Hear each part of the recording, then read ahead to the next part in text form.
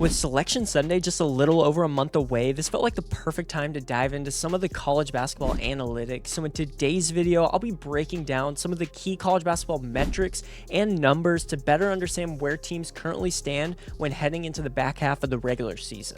But before we get into the analytics, if you enjoy the content, please consider dropping a like on the video and subscribing to the channel. And now, let's jump into it. And the first thing I want to do are look at the computer rankings and specifically the resume and quality metrics. So these are two different ways that we evaluate performance in college basketball to determine things like team rankings and tournament selection. So first we have the resume metrics, which focus on what a team has actually achieved already. So these are things like the net ranking or the strength of record. And then you have things like quality metrics, which focus on how good a team actually is. And this is more so projecting their future performances. And so when we look at the team's net rankings so far, you can see Michigan is number one, which is actually a bit of a surprise considering that they do have a quad 2 loss already in that loss to Wisconsin. Then you have Arizona and Duke, which are all projected 1 seeds right now. Illinois is a team that's trending upwards, so they're pretty high as well. Iowa State, Houston, UConn, Purdue, Gonzaga is still up there even with that loss to Portland. And so these are all the teams that are currently in the top 10.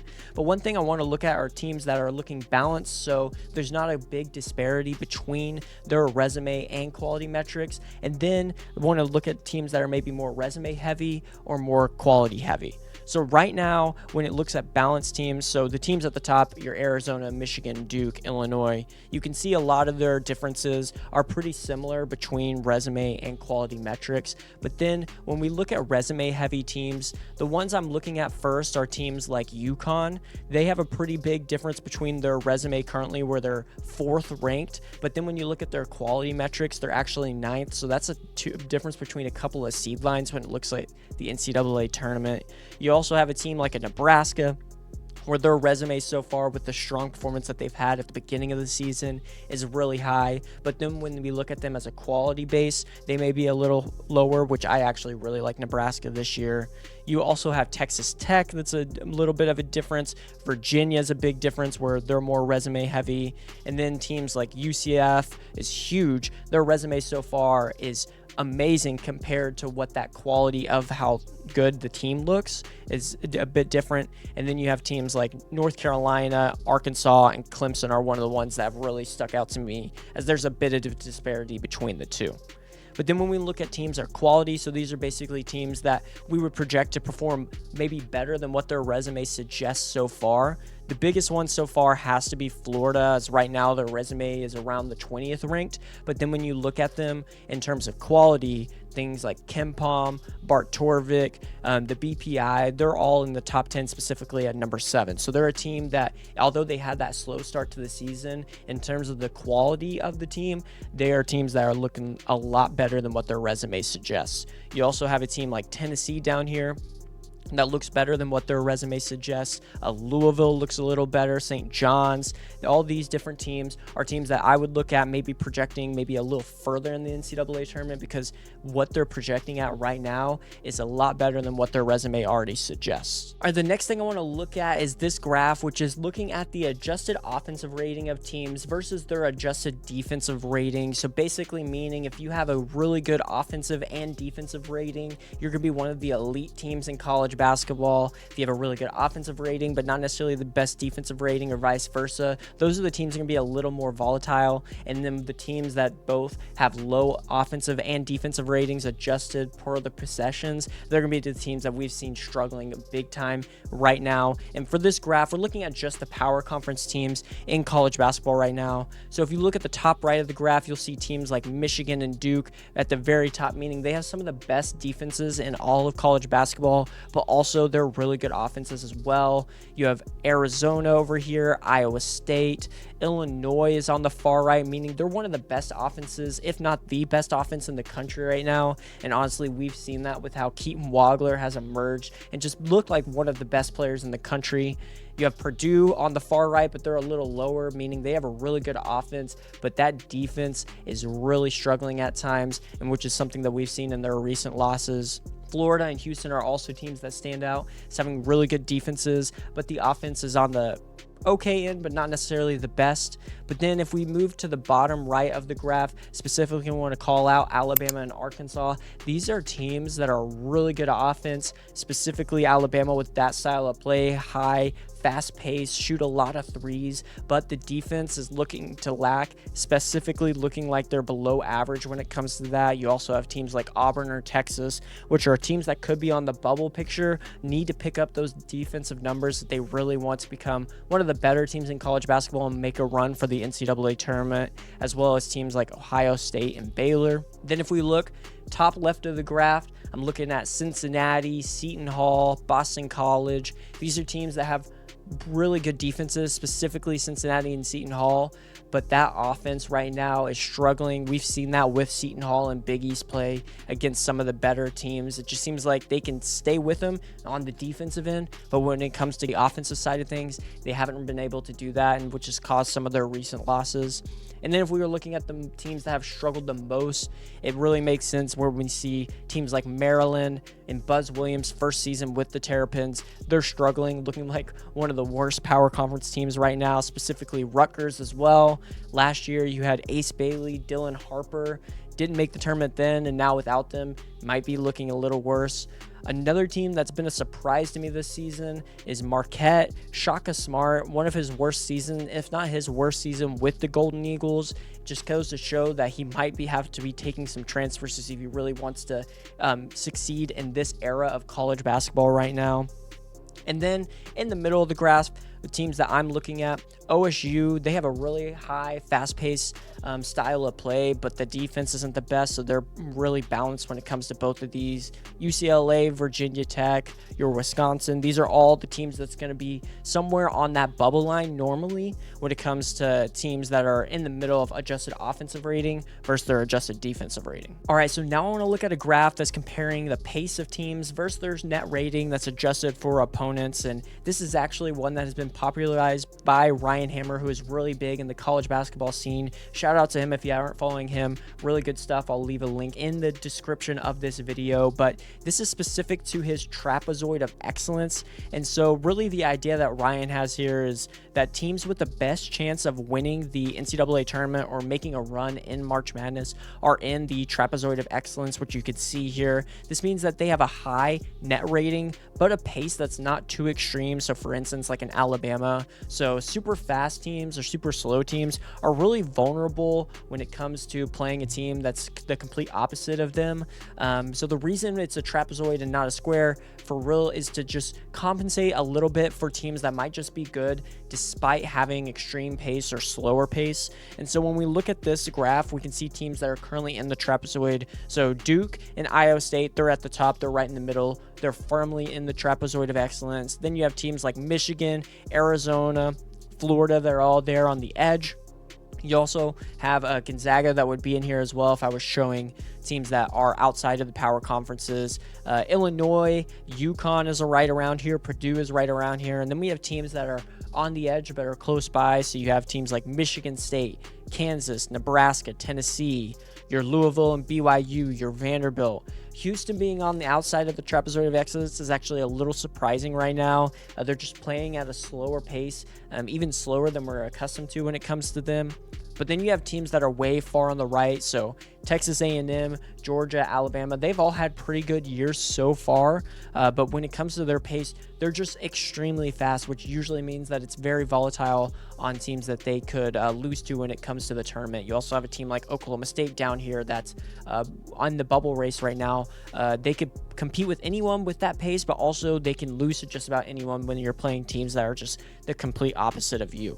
And so it looks like the teams that we have talked about a lot with your Michigan, your Arizona, your Iowa State, Duke, all those teams are firmly in. Florida is probably one of the teams that are a bit lower ranked that are still in the trapezoid. Purdue, a team that struggled recently, they're still in the trapezoid. But then you have guys like Illinois and UConn that are firmly in there as well.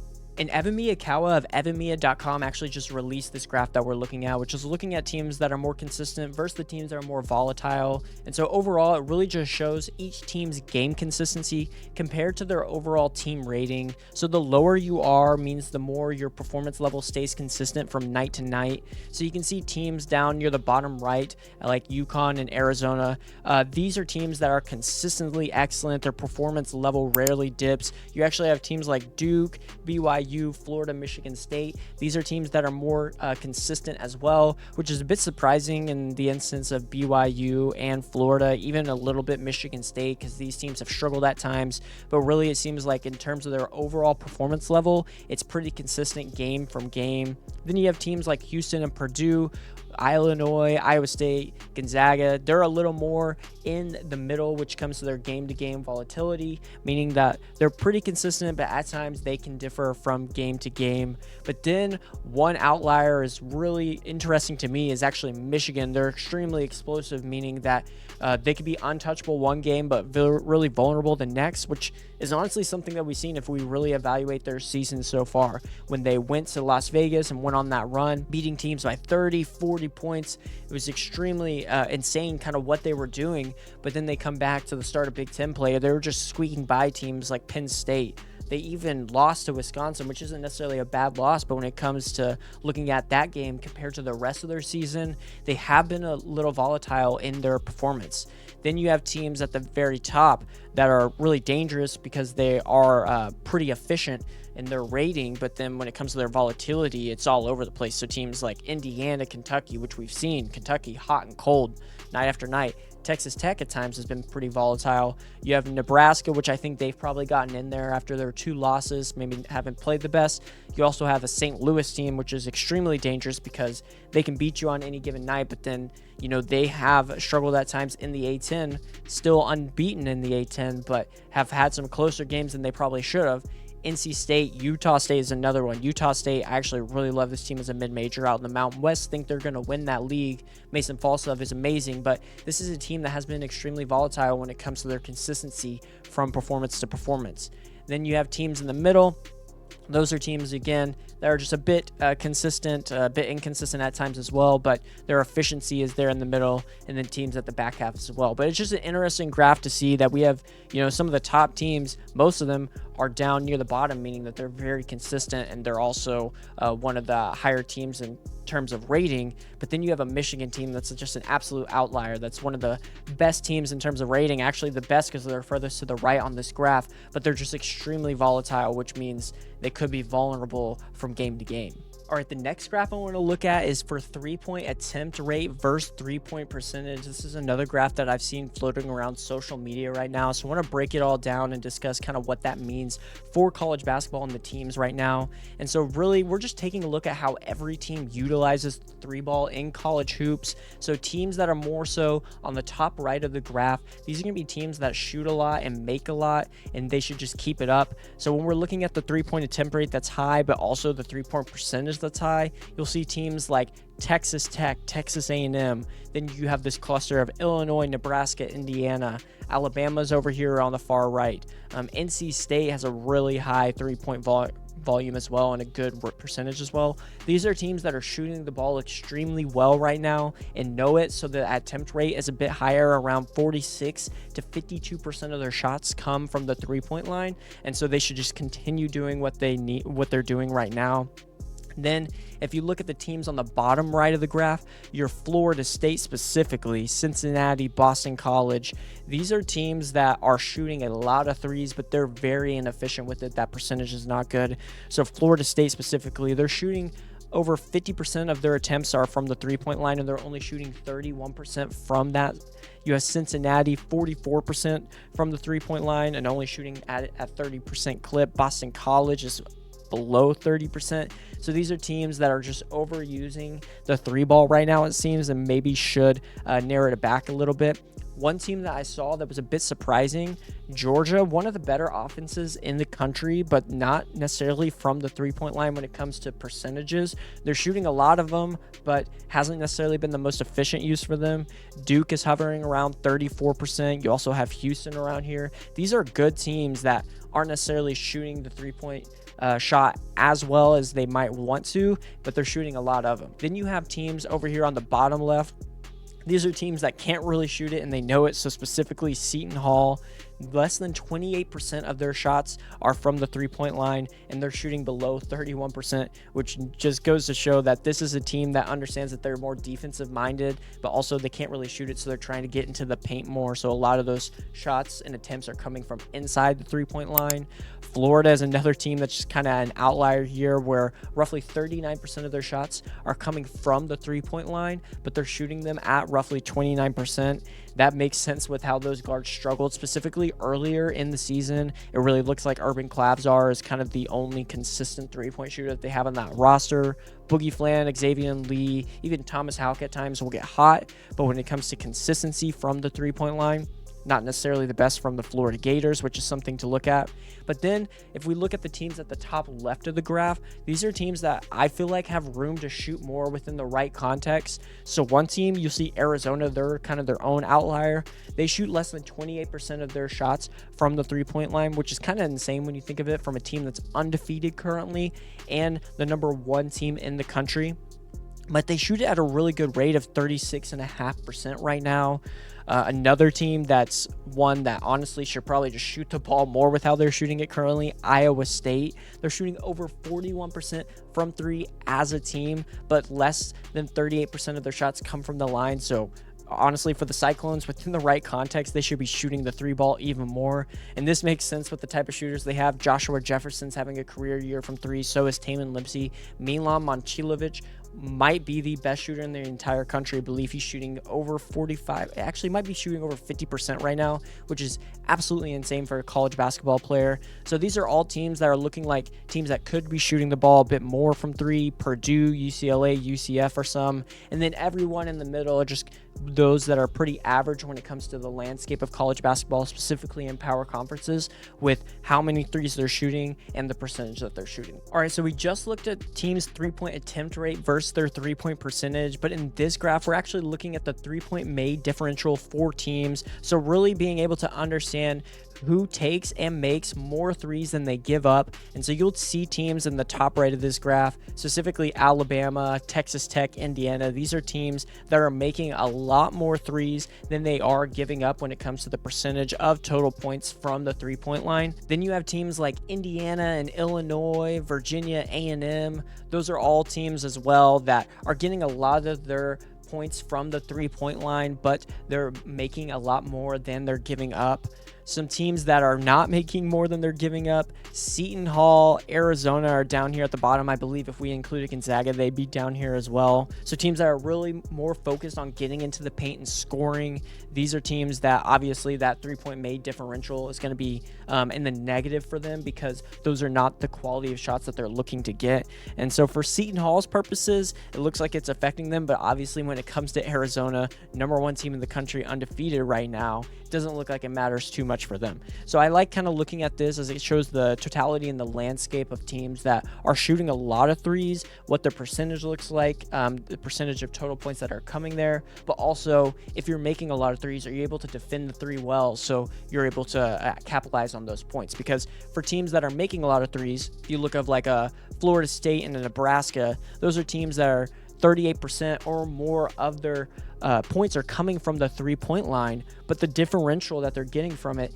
isn't necessarily that much. So they're able to make a lot of threes, but when it comes to defending the three, they're not the best. So you're not capitalizing or making most of those margins when compared to threes to twos. All right, so another graph I want to look at is points in the paint per 100 possessions when compared to points in the paint percentage. So the total points that you're getting from points in the paint. And this is another one that's been floating around social media as well, and kind of looks at the inverse of what we just looked at. So a lot of those teams that we had been talking about before, they were shooting the three ball a lot. Whether or not they were making them a lot, that was to be determined. But for this one, we're looking at teams that are actually getting into the paint and capitalizing on those paint touches. And so you'll see in the top right of the graph, we have teams like Florida, Arizona, and then maybe a surprise to a lot of teams, Miami is up here as well, and they're actually the highest on this graph, meaning that over 50% of their points for those three teams are being scored in the paint. And then when it comes to per 100 possessions, they're getting roughly 62 points in the paint, which is absolutely insane. Those three teams are ahead above everyone else in the sport. Also, teams like Iowa State, Duke, Arizona, you got Missouri, Tennessee, LSU, all these teams, OSU, another bubble team right there, and then UConn. These are all teams that are up there as well when it comes to scoring their points in the paint, and then a lot of their points coming from there as well. And then if you look at the other end of the graph, that's where you're going to see teams like Maryland, Rutgers, just teams that are struggling, but also Alabama's down here, Illinois, Houston, which is actually a bit of a surprise to me, as teams that don't necessarily score as many points in the paint as you would assume, and a lot of their percentage of points are not coming from in the paint. So Houston, only 38% of their total points are coming from within the paint. The same with Illinois. You have Alabama down there as well, around 36-37%. So these are teams that the focus isn't necessarily on getting to the paint as much as maybe scoring in other ways. I feel like for Houston, specifically when you think of guys like Kingston Flemings, Milos Uzan, even Chris Sinak, that mid-range has been really, really good for them right there. So they're maybe not scoring as many from the three-point line or within the paint, but they're focusing more on the mid-range, it seems. Illinois and Alabama, those are two teams that we know just shoot the ball extremely well from the three-point line, so they just continue to do that as well. You also have Nebraska down here, other teams that like Ole Miss, Cincinnati, those are teams that are maybe more defensive minded, but also don't necessarily get as many points in the paint as you may suspect. But that wraps it up for today's video. Let me know in the comments your thoughts on these college basketball analytics. Are there any other analytics or graphs that you've been looking at you think I should review as well? Also, if you enjoy the content, please don't forget to drop a like on the video and subscribe to the channel. Thank you so much for watching, and I'll see you in the next one.